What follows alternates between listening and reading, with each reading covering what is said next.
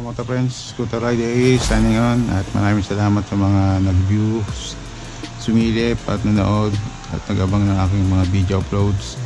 Thank you very much to all of you sa mga ating international viewers. At ito, may dumating na naman tayo, may mga na-delay na part replacement or bling bling ni Ron Mid. At ito, unbox na natin, unpack wala tayong box ngayon, unpack na natin and then balikan ko kayo sa installation.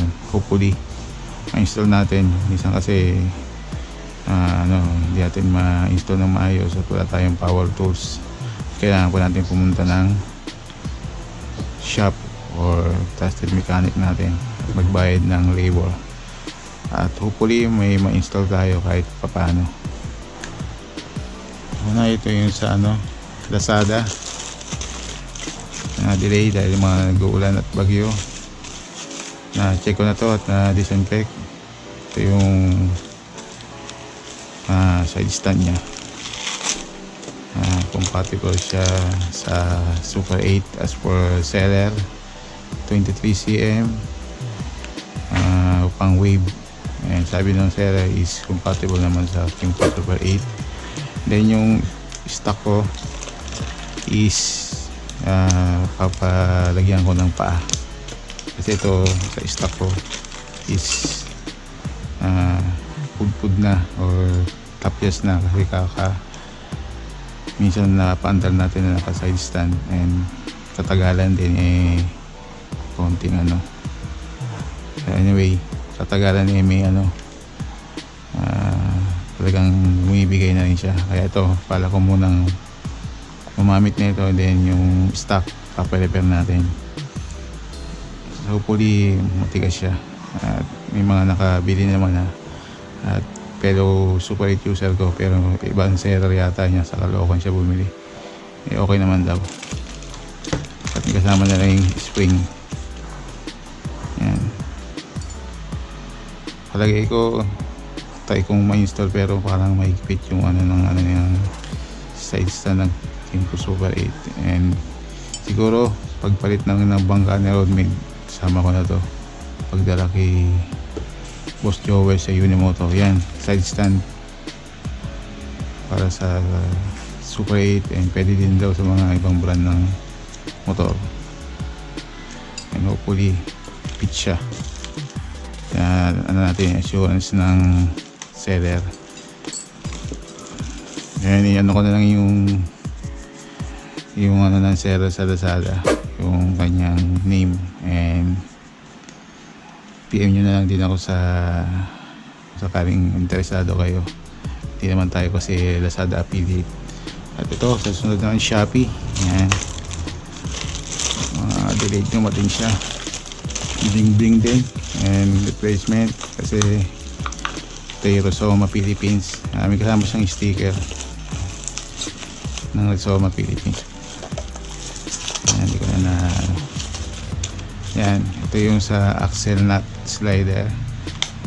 Ayan, hopefully kasi yung pakita ko sa picture yung aking original na axle nut slider na nabigay ng taga Baguio na Kymco Super 8 user ay nawala nung super traffic, nung bumagsak yung skyway extension project sa East Service Road at doon nagdaanan lahat. At yung ganito ko na engineering plastic parang nawala kasi nagdikit-dikit na kami. And yun, hopefully kasya doon sa stock na bigay niya. Ang naiwan na lang kasi isang peraso, tinanggal ko na lang din muna.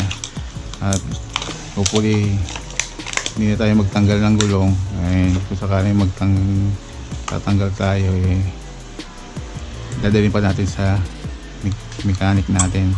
May ganito siya, ito na lang naiwan sa axle ko sa front fork, original na kasama nung slider ko, and hopefully fit siya at parang hindi na tayo magpalit. At sukali namang makapunta tayo sa mechanic, ipapalagay ko na lang to. Hopefully ano siya, gold.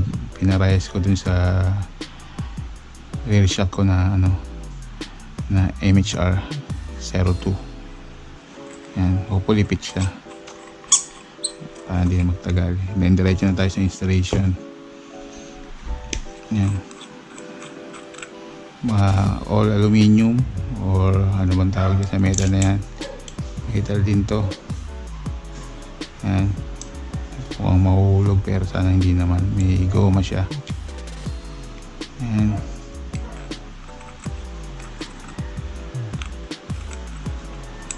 baka lagyan ko na lang to ng ano, ng glue stick sakaling baka itong mahulog naman so sasakali. Initial impression kasi natanggal naman to, pwede siya na dyan magdaan ng kanilang mga tools sa gulong. And ito yung sa speed, ano ba to, speedometer cable. Yan, speedometer cable. Bigyan natin din ng bling bling. Yan, and universal siya, and hopefully fit din. And balikan ko kayo sa installation nito mga KaMotoFriends, at hopefully nga fit siya sa speedometer cable ng Kymco Super 8. Universal naman daw siya, per seller. Ayan. Balikan ko na lang kayo sa installation mga KaMotoFriends, at maraming salamat sa mga nanood at ng live upload ko and mga recent video upload ko. Maraming salamat sa inyo and God bless you all. Balikan ko kayo sa installation nito.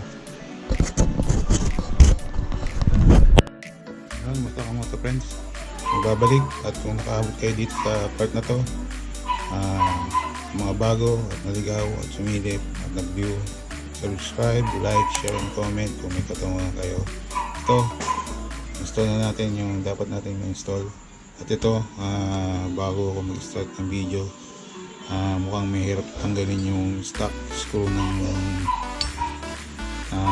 side kickstand ng Super 8. Baka pagpunta ko na lang kay Uno Moto, pagpapalit ng bangka, ipapa-install natin to. Kaya ito na tayo muna mag-install. Ito yung nawala ko dito. Yan, nagkulang siya, nagkulang.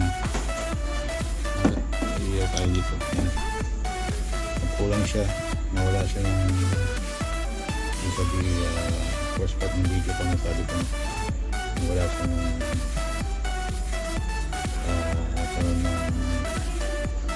umaksak yung girder ng Skyway Extension Project at dinagdaanan sa Manuel Quezon yung mga motor at kotse. Nagka traffic at hindi ko napansin na hulog siguro to. Tingnan natin kung kasya to. Hopefully kasya siya para hindi na tayo magtatanggal ng gulong. Ayan, handheld na naman tayo.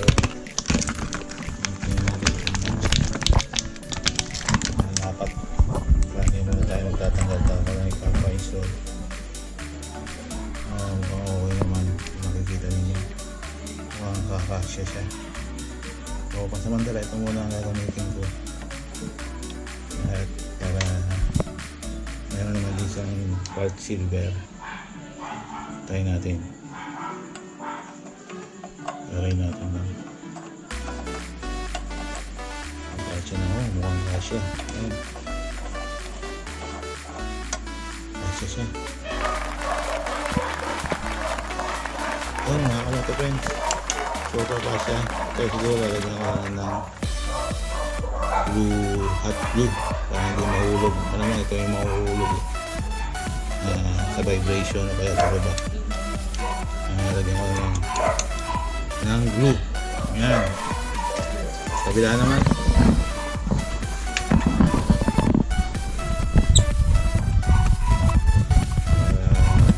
Tinignan ko na sa ratio ko na MSI. Ulit tayo. Ilaw. Ayan.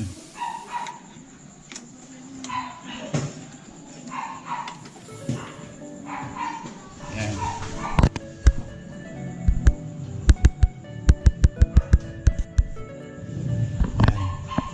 Install na natin din.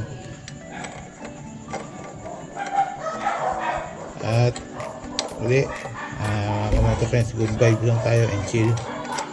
At stay home, stay safe, stay healthy and stay clean. At mga patensya at malawak at unawa at ang araw-araw ng biyahe ng ating buhay. Ride and drive responsibly. At puso naman natin itong speedometer cable cover. Ayan, balikan ko kayo at ready ko lang. KaMotoFriends, nagbabalik. Ayan, natin yung install natin itong sa speedometer cable.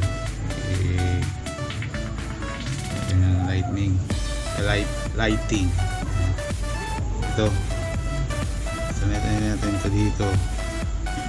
I-align mo lang yan kung dapat feeling nyo is okay na sa inyo. Then ito ilagay din yung cover nya na may screw. Ayan, i-screw lang natin yan. Then papakita ko sa inyo yung end result, and i-ano ko na muna yung video. Yun, basta KaMotoFriends, nagbabalik. Yan, na-install na natin at ang gamit na aling ko dyan is 2.5. Baliktad natin yung Rizoma. Ito din Rizoma axle nut slider. Ito naman is Rizoma speedometer cable cover. Yan. At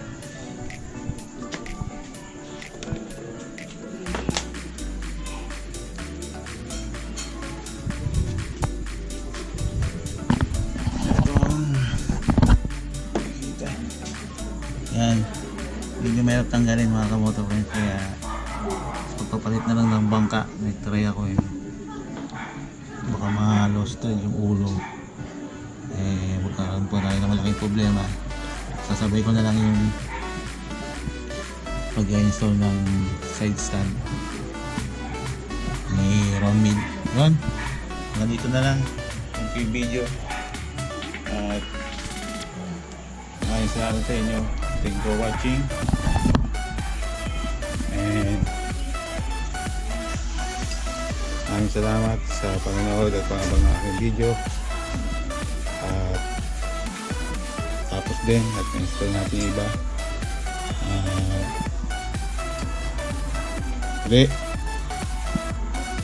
God bless you all. God bless us all. And peace for the rider here, signing off. And peace out. And see you on my next video upload.